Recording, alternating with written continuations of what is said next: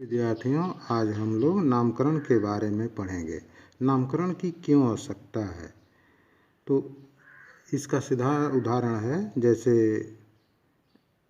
उत्तरी भारत में गौरैया पक्षी है ना, उसको गौरैया कहते हैं। आंध्र प्रदेश में पिछुका कहते हैं, इंग्लैंड में हाउस स्पैरो कहते हैं, स्पेन में पार्डल कहते हैं, हॉलैंड में मुस और जापान में सुजुन के नाम से जानते हैं।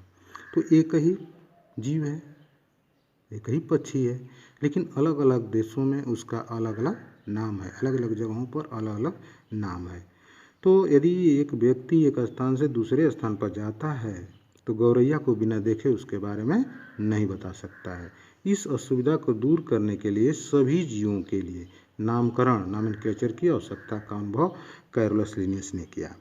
कैरोलस लिनियस ने 1758 ईस्वी में सिस्टेमा नेचुरी नामक पुस्तक में, अपने ही पुस्तक उनकी थी, 4378 जंतुओं को नाम देकर वर्गीकृत किया। और कैरोलस लिनियस ने ही पौधों को लैंगिक लक्षणों के आधार पर 24 वर्गों में विभाजित कर अपनी पुस्तक जेनेरा प्लांटेरम में वर्णन किया है। तो नामकरण के पद्धति के बारे में अब हम लोग पढ़ेंगे।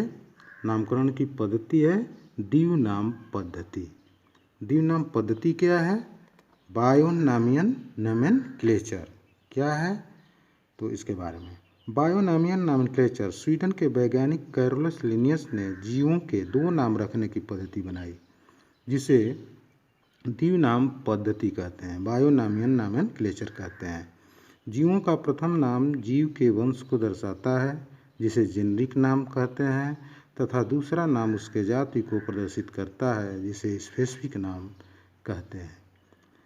भारतीय मेढक का वैज्ञानिक नाम राना टिग्रिना है। इसमें राना वंश को तथा टिग्रिना जाति को दर्शाता है। बिल्ली का वैज्ञानिक नाम फेलिस डोमेस्टिका है, हाथी का एलिफास इंडिका।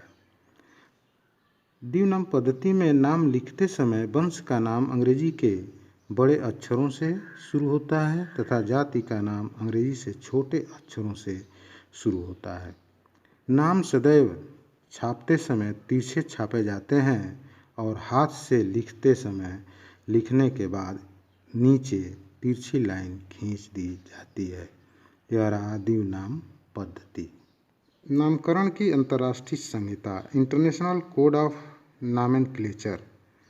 वैज्ञानिकों ने 1898 ईस्वी में अंतर्राष्ट्रीय आयोग का गठन किया। 1901 में अंतर्राष्ट्रीय सिद्धांत को स्वीकार किया और सन 1904 में अंतिम रूप से प्रकाशित किया गया।